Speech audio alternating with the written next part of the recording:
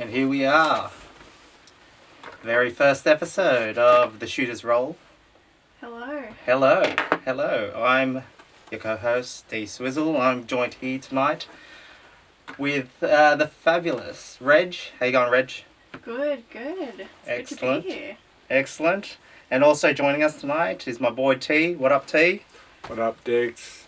So this podcast, first one of the series, we're talking ball, all things basketball, and also there is a lot to talk about. What an off-season. Trades, signings, the landscape has changed. Sure. For the better, we'll see. Teams are now, the end of the super teams and super friends era. We're looking at duos now. Most teams have evened out in terms of where the talent pool has gotten to. Big moves during the off season, being AD to the Lake Show, Finals MVP Kawhi to the Clippers, bringing along PG-13, as well as Reg's Sixers getting made some big buys. Big buys. Yes. Big starting five now. Yep. They lost Jimmy. They lost Jimmy, but they got Richardson, they got Horford. Addition by subtraction. They're changing their focus. There you go. So what we're going to talk about today, we're talking about in the scope of the current new landscape of the NBA, who is going to take out, who are the early favourites to take out the championship for this coming season. I'll start with you, T. Your thoughts? Yeah, so my picks are LA and the Jazz. Which LA team? So there's only one LA team. No, okay. For the fans at home, it's the Lakers. So the Lakers, I think, will take out the championship. My pick is basically because they got AD and LeBron. They got two of the top 5 players in the league, and this is the trade they wanted. AD wanted this trade to get to the Lakers to give him a shot to win the championship. When he plays, when he's healthy, he's a top 5 pick for sure. He's unguardable. He's pretty much a premier power forward in the league. And then you got LB3, 23. He's coming back with a vengeance. Like, everyone's talking trash in the last 3 months. He hasn't been in the playoffs. He's had enough. He's dunking at his kids' games. This is his chance to come back with a vengeance, and it gives him a target to become part of the Lakers dynasty. I hear what you're saying. I'm fully in agreement with those two names you've dropped. Big superstar names, probably 2 of the top 5 players in the league. But what's doing with the rest of the roster? I mean, it could have been 3 big names. How big of a loss is Boogie? Yeah, we discussed it last week. Boogie's a big loss, I think. He was coming out to a breakout year. He was underweight. He was in shape, but just that freak injury to the knee. So losing him. His return for the Warriors was good, but can't continue it. Nah, I think from now he's injury prone, and his career, I guess, is on a different trajectory. But get back to the Lakers. The rest of the roster, I guess, you pretty much can get us 3 on the call with those 2, and we can win the championship. I don't know about that. I might be the outsider here, but I'm thinking, even if the King puts up 30 and AD puts up 40, that's 70 points. You're still shy of about 40 odd in the modern game. Yeah, but then you got Kuzma. Kuzma will probably give you, last season, he gave you around 15 points. Yeah. In this roster as it's currently constructed, him being at $2 million, he's basically a roster. He's a good price for his roster for the 3-man or 2-man. So then the other points will come from Avery. Is it Mr. Bradley? Mr. Bradley. Avery Bradley, that's correct. Yeah. He'll basically chip in some points. You can get 30 points out of the whole bench. Then you go Rondo. Rondo will give you something. He'll give you 5 points, 5 assists. Depends if he's starting or not. So we're not sure of the starting roster, but I reckon they'll get 100 points easily. Well, I think that the acquisition of the Green Ranger, Mr. Danny Green, that was a key buy. Spaces the floor, gives LeBron and AD a target for that outside shot. Your typical wing 3D guy, championship experience coming from Toronto, on that big championship run. I think that was a key signing for the Lakers in the off season. I'm still worried though. That's my personal view on the Lakers. What are you worried for? Like one injury to the two main guys can pretty much call the season. Yeah, that's a big factor. I think that's on top of my list. Is AD had a relatively injury-free season last year, but prior to that, it was one injury after another, one season after another. I'd be interested to see how LeBron bounces back from his injury. Played 60 games last year. Comments flying around, is he going to be the same player? Coming back from his ultimately the longest spell that he's had on the bench, nursing an injury. He's not old, but he's not young either. And that's my most big concern for the Lakers is depth. Where are they going to find points in general? And two, if one of the two superstars go down, how is the team going to be able to shut opponents down in points as well as put up more points than they? And you're talking about a stacked Western Conference. That's a good point. I mean, you're going up against teams like Denver and Utah who are established and have some cohesion already from past seasons. Yeah. You're putting this Lakers team together with some pretty big superstars. How is that going to work against these teams who know how to score points and who know how to defend? It is a stacked West. Yeah. We're still talking about the Rockets. They picked up Westbrook to go with a 1-2 punch with him and Harden. That's easily a threat in the West. Not to mention the other LA team. That's right.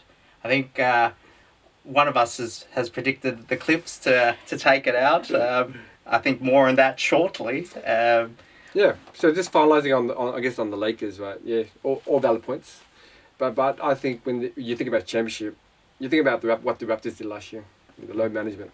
If they can keep those two superstars accountable for most of the season, and they get out of the season uninjured, and the roster as standing as it is, maybe down the end somehow they get a trade for Chris Paul somehow. I think they can maneuver that, and then for season, in terms of season result, they probably won't have the best season, but the playoffs. That's it, isn't it? When it comes to playoff season, you want superstars, and Lakers are not short of superstars. That's right. Cool. Yeah, on to my second pick, the Jazz. So just building on last season, the Jazz swapped out Rubio and added in Mike Conley. So I think that addition will basically step up Spider's game. Donovan Mitchell is going to push him to be bigger heights. Like Mike, he's very he hasn't been an all-star, but he's always premium on the borderline of being an all-star. He's old, he's a vet, and he understands how to play in the season, and I guess he can pass that knowledge on to the young Jazz, and I think Donovan will take an extra step, especially now he's in the FIFA USA team, and it's him and Walker, which pretty much are the main guys in that team. Whatever happens to the US team, I think this will lead him up to be the superstar, to be the leader, to be the main guy. That's right. I've got high hopes for Donnie this year. I think he'll have build upon the seasons that he's had already, and it would not surprise me if he becomes an all-star this season. He's primed for it. Yeah. He knows his role. He's the scorer in that team, the young leader in that team. I think the addition of Conley, it's an upgrade from Rubio. just the way Connolly plays. He's been always reliable, and he makes other players better. I think that's a positive. I mean, the Jazz are already a decent team.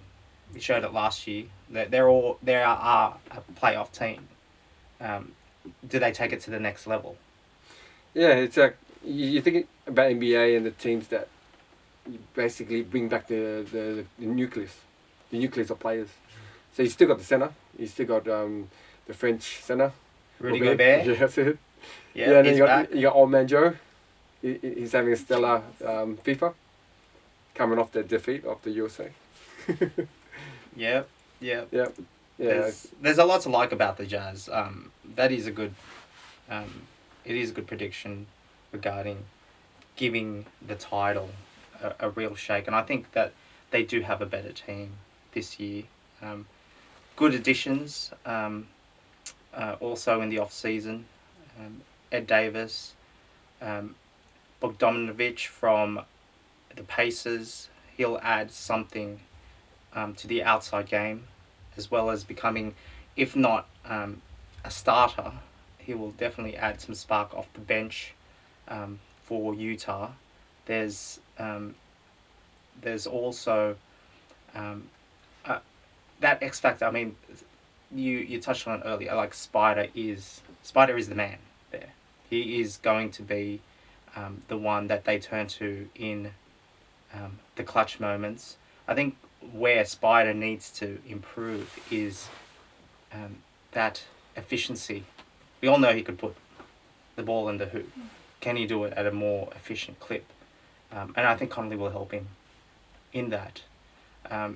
The Jazz, like Reg mentioned earlier, are in the stacked West. What's the East looking like? Reg, you got any predictions? My two predictions for championship actually come from the East, and I think these are the two clear favourites for the Eastern Conference title. So first is the Bucks. They are hungry. They've got unfinished business from last season, and they've got the reigning MVP. They're going to want to come out and finish it this season. I mean, they lost Brogdon, but like you can't go past Giannis. He's primed. He's going to be bigger and better. I mean, really, their only opponents in the East are the Sixers. Yeah. So. Oh, controversy. How does that make you feel, being a Sixers fan? Look, not too great, but the Sixers, like I said earlier, they made some good buys this season, so I think they're ready to challenge the Bucks. The Bucks are hurt, but the Sixers will be bigger and better. You think they're the favourites in the East? I do, yep. Take it out? Yes, I do. They lost Butler, like you said earlier, but they brought Richardson, they brought Horford, and they're big, they're defensive, they've got good shooters. I mean, I know they lost Redick, but they've got Richardson. I hear Simmons is working on his 3-pointers. I hear everyone's working on their 3-pointers. It looks really good when you're shooting by yourself or in summer league when there's no defense. Yeah. And they've got Tobias Harris, who they just signed. It's all looking up for the Sixers. That was a big contract. The Sixers Huge. have really tied themselves to Harris. They have. Is that going to be an They immovable have. contract? He's young, he's promising. I like it. You like it? I like At it. 180 mil? Yes, all signs point to yes. I like the positivity there. I really do. No bias. No bias at all. This is a podcast where we don't show any bias or lie, but we'll put that to the test, I think, on many occasions. But we show our opinions. Yes. We will. My views, I like the Nugs. I dig what they've done in the off season. It might be subtle, but I think T, you touched it earlier regarding roster continuity. I think they've kept their core, but also have improved. They signed Jamal Murray to an extension of 5 years, 170 million. That's running a lot of faith in a young guy to carry and be the floor general for that team. I'm still not sold on Jamal. I think he's got a long way to go to become a consistent player, a consistent starter, and a consistent scorer. But he can put points on the board real quick. That's a lot of faith, though, in that young player.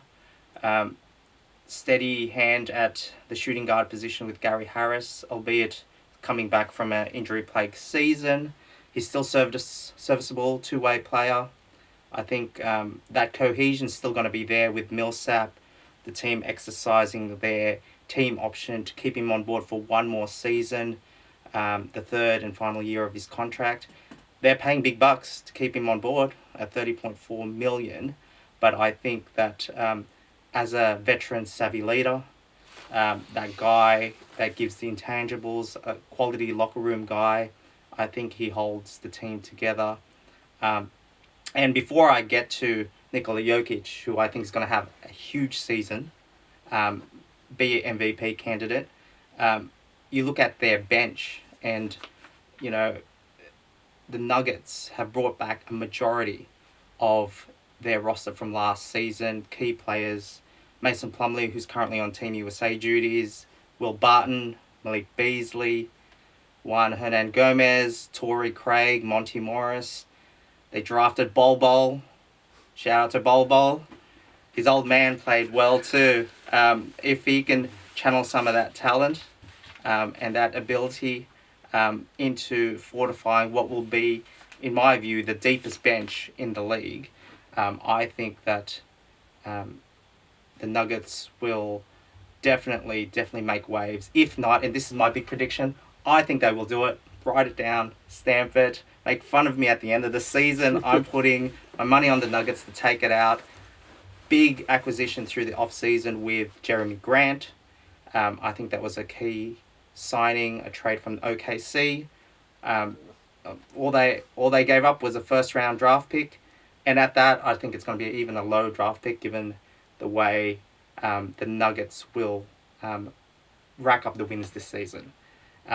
And spearheading that all is Jokic. Last year, he averaged 20.1 points, 10.8 rebounds, and 7.2 assists. That's phenomenal numbers for a center who is your primary playmaker. So I'm write it down. I'm tipping the Nuggets. Yes, okay, bro. Write it down. Any disagreement? No, I like him. You like him? Yeah, I like him, at least for the West. Yeah. At least for the West. There's no bias there. No. Jokic is too good. Yeah. Yeah, and he's going to get better. And Jamal Murray will learn from last year and he'll be more consistent. Yeah. I like Denver. I don't think we can go past that Denver squad. What was interesting for me was after the draft, the NBA draft, the president of basketball operations for Denver, Tim Connolly, stated that they weren't the least bit scared of coming back with largely the same group. I think that shows confidence in what they're doing. I think Denver are like an early Golden State.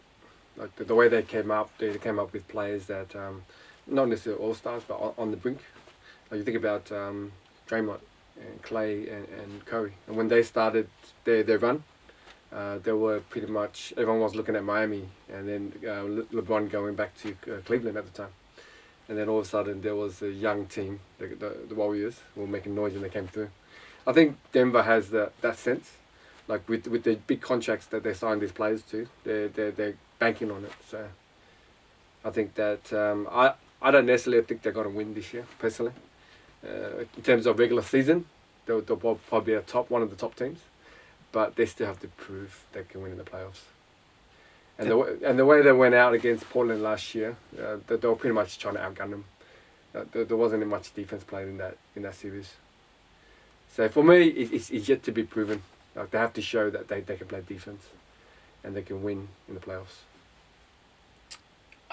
The next team I've got, and the last team that we're going to talk about in this episode of the Shooter's Roll, bypassing Houston here. That's a big call. I'm bypassing the Warriors to be back. I don't think we can ignore the other LA team. So that T says the LA Clippers. My view of the Clippers are they've retained a solid core. They did lose Gallinari, and they did lose Shai Gilgeous-Alexander, who is a top talent, in that big trade with OKC for Paul George. They gave up a lot. Those two players plus 5 first-round draft picks, along with the chance to swap 2 draft picks for PG-13, it signals their intention. They want to win now. They have to win now, really. Yeah. With the addition, probably the headpiece of the off-season is reigning finals MVP Kawhi Leonard also signing his 3-year contract of $103 million to go back home to LA to be with family, to play ball where he grew up. Those 2 big superstars are going to match the Lakers' big 2. Different positions. Different positions. Different positions as LeBron and AD. But if you're thinking about best 2-way players in the league, they would arguably be the top 2-way players in the league. Jerry West has done a fabulous job at getting in the right players, taking it to that next level. In large part, the Clippers are still have kept their core talent in Beverly, Shamet, Harrell, who had a monster season last year, and can't discount Lou Williams, who will put up 50 without a sweat. If you lay off him, I think there's enough firepower in that team, along with the signings of Mo Harkless and also Rodney McGruder. I think they've filled out that the role players on that bench in that starting 5. I think they'll give it. They will be favourites to take it out in a stacked West, and it still is a stacked West, isn't it? It is. I don't think you can get around. Even with the shift in players and the evening out of talent through the teams through the summer, it's still a stacked West that every single team in the Western Conference and the champion in the East have to get to that Larry O'Brien. See, I like the Clippers, and I like the depth. Williams, Beverly, Harkless, Harrell, they're all really good players. But do I think that Kawhi can do what he did in Toronto at the Lakers? At the Clippers, and take them to a championship?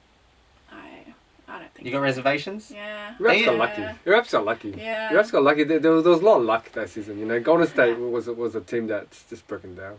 Yeah. Like I think that if they didn't lose Clay, I guess this is another discussion. But if they didn't lose Clay, then it will be a different result for sure. Yeah. I mean, they'll go far, definitely, but I don't know if they'll take out the championship. Oh. Well, I suppose we've all got to wait and see, and it's going to be a very, very interesting season. I think with the NFL season is just around the corner, but everyone is just hanging out for the start of the NBA season. It's not too long to go. I think that what injuries will take its toll on teams. Yep. If luck or being unlucky comes into it, I think that's one thing that teams can't plan for. But the only way they can do it is through load management at times. But that freak accidents on the court that result in injuries, no one can foresee. It just so happens sometimes it's the effort of the players that extra effort and that diving for the loose ball and going for the steal and going for the game winner may result in outcomes that have long-standing repercussions throughout a player's career as well. But I do like it's exciting this coming season. For sure. I just gauging on the feeling of previous seasons. This season has so much question marks over it. Yeah. Gone is the super team. Gone are the Warriors super team. There will be more surprises. I think we'll have, no doubt, there will be surprises in store this season. Final thoughts before we say goodbye to this episode. Go the Sixers. Hey, there you go. Yeah, one thing I wanted to say about LA Clippers, right? Paul George won't start the season, so depending on his health, like both shoulders are pretty much good, and see how he goes. See how we go. Yeah.